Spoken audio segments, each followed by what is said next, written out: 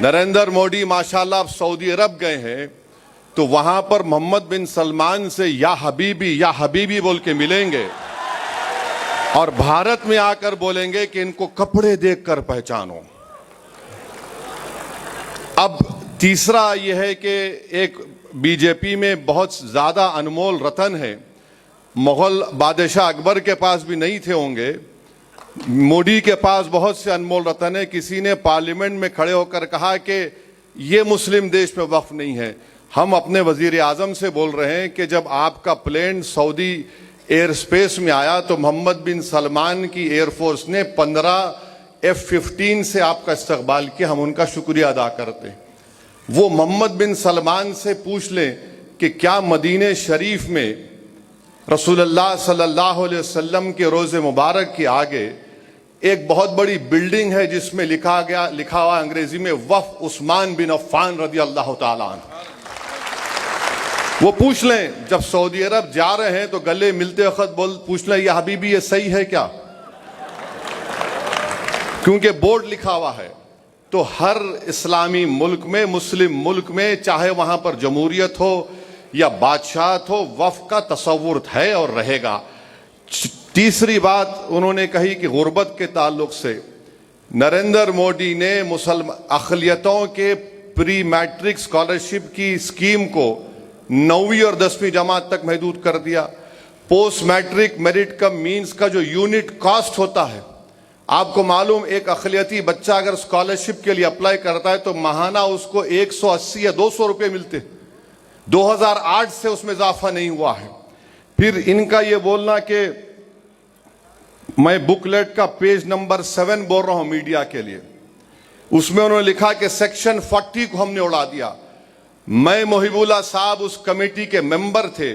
वजारत अक़लियती बहबूद ने अपने जवाब में कमेटी को यह कहा कि सेक्शन 40 का इस्तेमाल 30 साल में 530 मरतबा के करीब हुआ है, जिसमें से 8 मरतबा कोई कोर्ट को गया है। तो ये सेक्शन 40 का जो एक तस्वुर खड़ा किया गया कि जहां पर हाथ रख दिए वक्फ हो जाती है, लिख कर दिया मिनिस्ट्री ऑफ माइनॉरिटी अफेयर ने, ये इनका दूसरा झूठ। तीसरा, उस बुकलेट के पेज नंबर 8 पर उन्होंने लिखा कि खवातीन के बारे में कि हम खवातीन को मेंबर बना रहे हैं। नरेंद्र मोदी झूठ बोल रहे हैं, उनकी सरकार झूठी है। 95 के एक्ट में कम से कम 2 खवातीन का तकर्रुर था, अब इन्होंने सिर्फ 2 कर दिया और ये बाजा बजा रहे हैं कि मुस्लिम खवातीन को मेंबर बना रहे हैं। नरेंद्र मोदी, अगर आप में वाकई में आपकी हुकूमत में, बीजेपी में मुस्लिम खवातीन से मोहब्बत है तो मैं आपसे गुजारिश करूंगा कि आप बिल्खिज़बानों को अपने घर में बुलाकर अपने हाथ से चाय बनाकर पिलाने की जरूरत नहीं है आप में। अगर आप में मुस्लिम खवातीन से मोहब्बत है तो गुलफिशा फातिमा 5 साल से जेल में सड़ रही है तुम्हारे बनाए हुए काले कानून की वजह से। तो ये कानून, फिर उसके बाद ये कहते हैं कि सफ़े नंबर 11 पर दिल्ली के 123 प्रॉपर्टीज का जिक्र करते हैं उनके इस बुकलेट में। सच्चर कमेटी ने कहा कि 123 प्रॉपर्टीज दिल्ली के जो है उसकी 2008 में लागत 7,000 करोड़ रुपए सच्चर कमेटी ने कहा, और ये वक्फ की प्रॉपर्टी है, उसको हवाले करना चाहिए वक्फ बोर्ड को। फिर ये कहते हैं कि हमने सच्चर कमेटी में फुला लिखा है। सच्चर कमेटी ने लिखा कि जो काबिज हैं उनको हटाने के लिए प्रीमाइसेस ऑफ एविक्शन एक्ट को लागू करो, आप वो भी नहीं करते। फिर उसके बाद ये एग्जाम्पल दे रहे हैं कि यहां यहां कब्जा हो गया। कर्नाटका में 2, चेन्नई में 1, पूना में 1, लखनऊ में 1, अहमदाबाद में 1, मीरठ में 1, आसाम में 1, कलकत्ता में 1, यानी 14 लाख एकड़ प्रॉपर्टीज जो वक्फ बोर्ड की है।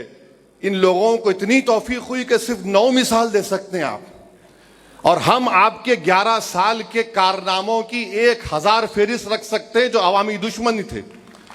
ये आप 11 मिसालें दे रहे हैं, और एक मिसाल दे रहे हैं चेन्नई के तिरुचिरापल्ली की। मोहिबुल्लाह साहब बैठे हैं चेन्नई में, जब हम गए थे वहां के गांव के लोग आकर कमेटी को बोले कि हमारा कोई मसला नहीं है, वक्फ से मसला खत्म हो चुका है। मोहिबुल्लाह साहब बोले हमारे सामने आकर। अब यहां पर उसका जिक्र करते हैं। अच्छा, फिर एक गुजरात के एक मुकाम का जिक्र कर रहे हैं वो एक जजीरा है, वो जजीरे के ऊपर एक किसी औलिया अल्लाह की मजार है, खबर है, और वहां के मछेरे समंदर में जाने से पहले उनका एक रिवाज है, वो एक बकरा काट के जाते थे। हुआ ये कि जब मुंबई में हमला हुआ तो अजमल कसब जो पाकिस्तान से जालिम दहशतगर्द आकर हिंदुस्तानियों का खून किए, वो उस जजीरे पर रुक गए। तो जब से वो जजीरा बंद हो गया तो आप बोल रहे वो हम छीन लेंगे। अरे वो दहशतगर्द आए तो उससे हमको क्या करना है? तो उसकी मिसाल आप दे रहे हैं। फिर आप जाइए कि ये कानून में, फिर नरेंद्र मोदी ने कह दिया कि इस कानून में क्या है कि आपको हिंदू जमीन नहीं दे सकता। अभी चले गए हमारे पंजाब के सिख भाई, संगरूर एक गांव है जहां पर हिंदू धर्म के मानने वालों ने, उनके गांव में कोई मस्जिद नहीं थी तो उन्हें जमीन दी मस्जिद बनाने की। वहीं पर बेंगलुरु में एच.एम. बादशाह नामी एक शख्स ने, सुनिए, एच.एम. बादशाह नामी शख्स ने अपनी जमीन दी एक मंदिर की मरम्मत के लिए, और मुल्क में कोई झगड़ा नहीं हुआ, कोई फसाद नहीं हुआ। अब यह कानून बनने के बाद बादशाह मंदिर को जमीन दे सकता है, मगर कोई हिंदू मस्जिद बनाने के लिए, कब्रिस्तान के लिए जमीन नहीं दे सकता। इससे मुल्क का इत्तेहाद नरेंद्र मोदी कमजोर कर रहे हैं। फिर अभी जिक्र आया कि अभी कहा गया कि अब्दुल के बारे में, नरेंद्र मोदी को हम बताना चाह रहे हैं कि अब्दुल एक गीरतमंद मुसलमान होता है। अब्दुल पंचर जरूर बनाता है, हलाल की कमाई कमाता है, और अब्दुल ने अपना घर आपके दोस्त की तरह, जिसके जू में जाकर आप जानवरों के सामने फोटो लिए वजीर आजम, जिसके घर में शादी हुई तो आप हाथ पकड़ पकड़ कर खुश होकर चले, अब्दुल किसी यतीम खाने पर अपना घर नहीं बनाया, आपके दोस्त ने बनाया है। और इस कानून के जरिए सेक्शन 2 जो बनाया गया है, बोरी लोग कह रहे थे, हमारे दाऊदी बोरा लोग कह रहे थे कि सेक्शन 2 से हमको वक्फ से निकालिए आप। उनके पास फिक अलग है, दाइल मुतलक का कॉन्सेप्ट है। उन बिचारों को आपने बुलाकर उनके सामने उनकी तौहीन कर दी। मैं पार्लियामेंट में खड़े होकर कहा कि आप तो बोरियों का नाम ले रहे थे और आप बना दिए ट्रस्ट, यानी नाम बोरी का हुआ मगर फायदा मुकेश भाई के मुंह में गुलाब जामुन चला गया। अच्छा, आगा खानी को क्यों डाले? इसलिए डाले क्योंकि आगा खानियों का ट्रस्ट था जिसको इस शख्स ने पूरी दुनिया में कहीं पर भी खरीद सकता था और यतीम खाने बनाया। तो आगा खानी को डालकर, आगा खानी से ही मोहब्बत नहीं है, उसको फायदा पहुंचाना था, और उनको फायदा हो गया क्योंकि सेक्शन 2 पर कोई स्टे नहीं है। वो भाई साहब बंबई में मालिक बन चुके हैं और अब्दुल के मिसाल दे रहे हैं नरेंद्र मोदी। अब्दुल आपका एक और दोस्त है जिसके पास पूरे एयरपोर्ट हैं, पोर्ट है, अब्दुल के पास तो कुछ भी नहीं है। आप तो कहते हैं गरीबी है, तो अब्दुल गरीब इसलिए है क्योंकि बुलडोजर तुम्हारे। अब्दुल के पास गरीबी इसलिए है कि तुम उसकी बेटी को जेल में डालते हो। अब्दुल गरीब इसलिए है कि तुमने एनकाउंटर किया। अब्दुल गरीब इसलिए है कि तुमने 2002 में गुजरात किया। अब्दुल गरीब इसलिए है क्योंकि मुंबई में वहां पर इंसानियत का कत्लेआम हुआ, हाशिमपुरा हुआ, नेल्ली हुआ, और 2020 का मुंबई हुआ। इसीलिए अब्दुल गरीब है। आपने क्या किया अब्दुल के लिए? आप सिर्फ ड्रामा कंपनी, बल्कि हिंदुस्तान के सबसे बड़े बैनुल अक़वामी अगर कोई पिक्चर बनाई जाएगी तो उसमें एक्टिंग के लिए मोदी जी को लेना चाहिए। और फिर आप बार बार आपने ये कह दिया इस बुकलेट में, पैम्फलेट में, झूठ का पलिंदा है ये पैम्फलेट बोल रहे हैं ना मुसलमानों के लिए। अच्छा, क्या कह रहे हैं कि आपने क्यों नुमाइंदगी दी उन सब लोगों को वक्फ बोर्ड में? तो बोलते हैं कि जो छोटे छोटे तबके उनको सबको मिलना चाहिए। आप बताओ आईबी में कितने मुसलमान है? अब एक मोहतरमा है खाली आईबी में, एक साहब थे उनको निकाल दिया गया, तो आईबी में रखो ना आप। अब बोलेंगे देखो ओवैसी देश की सिक्योरिटी के बारे में सियासत कर रहा है। तुम मेरी मस्जिद किसके नाम पे सियासत करोगे? तुम मेरी ईमान पे हमला करोगे? तुम मेरी हर चीज पे हमला करोगे तो मैं सवाल नहीं करूंगा अपने वजीर आजम से। तो आप भी दो ना हिस्सा हमको। तो मेरे अजीज दोस्तों और बुजुर्गों, फिर ये 5 साल का लुजूम, ये 5 साल का लुजूम हम वजीर आजम से पूछना चाहते हैं। ये 5 साल का लुजूम सिर्फ इस्लाम कबूल करने वालों के लिए नहीं है। कल अगर आप भी वक्फ करने जाएंगे तो बोलेंगे आप प्रैक्टिसिंग है या नहीं। ये गलत फहमी मुसलमानों में कि नहीं, जो मुसलाम कबूल किया उसको प्रैक्टिस नहीं, जो पैदाइशी मुसलमान है उससे भी पूछा जाएगा, जनाब आप प्रैक्टिसिंग है, क्या करेंगे आप? हम भारत के वजीर आजम से पूछते कि माशाल्लाह आप अपने मजहब के मुताबिक, अपने धर्म के मुताबिक हर मंदिर में जाते हैं, मगर क्या कोई आपसे पूछता है क्या प्रैक्टिसिंग है? तो फिर मुझसे किस बुनियाद पर प्रैक्टिसिंग पूछा जा रहा है, बताइए आप? किस बुनियाद पर मुझसे पूछा जा रहा है? किसी से पूछा नहीं जाएगा, हमसे पूछा जाएगा ये कन्वर्ट हो या ना हो। उसमें लफ्ज अच्छा, उसमें कॉन्ट्रोवेंस लिखा गया, अगर उसमें कोई गलती रहेगी तो आप वो भी निकाल लेंगे। तो जितना ये कानून बनाया गया है ये सिर्फ वक्फ की जायदादों को बर्बाद करने के लिए। और उत्तर प्रदेश कौशांबी में मीडिया ने रिपोर्ट किया कि 58 एकड़ वक्फ की जायदाद गवर्नमेंट प्रॉपर्टी के नाम पर रजिस्टर कर ली गई, गवर्नमेंट प्रॉपर्टी के नाम पर रजिस्टर कर ली गई। तो मेरे अजीज दोस्तों और बुजुर्गों, मेरी इज्जतदार और मां और बहनों, all India Muslim personal law board का ये जो प्रोग्राम है, आपसे हम गुजारिश करते हैं कि पूरे मुल्क में आप इसका साथ दीजिए। और ये जो अबू लहब, अबू जहल और हमारे जितने ये जोकर हैं, अब इस कानून में कह दिया गया कि आप ओरली किसी को मुतवली नहीं बना सकते। ये जो लोग मोदी की तायीद कर रहे हैं, मैं जिम्मेदारी के साथ कह रहा हूं, हजरत सलीम चिश्ती रहमतुल्लाह अलैह की दरगाह में किसी एक शख्स को वहां का मुर्शिद बनाया गया। अगर मैं उर्दू में मुर्शद बोलूं तो उसका अलग माने निकलते।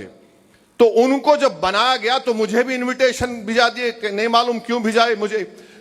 तो क्या हुआ देखिए, अगर वो कानून पास होने से पहले बनाते, मुहिबुल्लाह साहब आप भी गए थे शायद दावत में उनके पास, उनकी जो बन गए गद्दी नशीन जो बन गए उन्होंने, खैर वो अलग बात है कि सूफी और कूफी कौन है।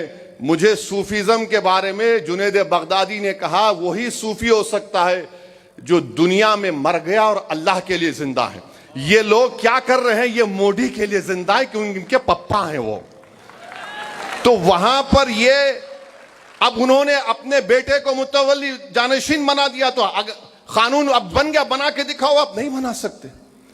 तो ये लोग एक तमाशा कर रहे हैं और जितने टीवी चैनल पर इन तमाम जोकरों को लाके बिठा रहे, ये तमाम के तमाम एक सेक्शन हमको बता दो जो वक्फ बोर्ड की 70% जमीन पर काबिज है उसको हासिल कर लिया जाएगा। बताओ हमको, आप कोई नहीं बता सकते।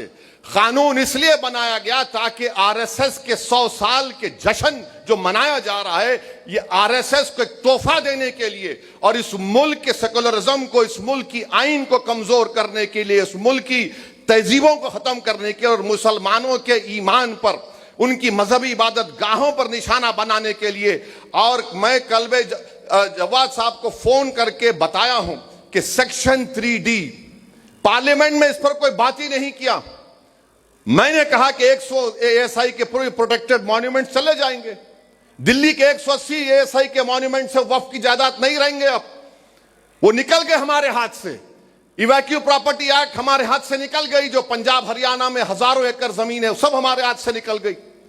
तो ये लड़ाई लड़ना है ताकि जब मौरिख ये तारीख लिखेगा आज से 100 साल के बाद, तो वो लिखेगा कि हाँ 2025 में ऐसे मर्दे मुजाहिद और ऐसी हमारी बहनें उठ खड़ी हुई थी जिन्होंने जिस जगह का मालिक अल्लाह है उसकी हिफाजत के लिए उन्होंने जद्दोजहद की और उन्हें उसको अल्लाह उनको हमको कामयाब करेगा।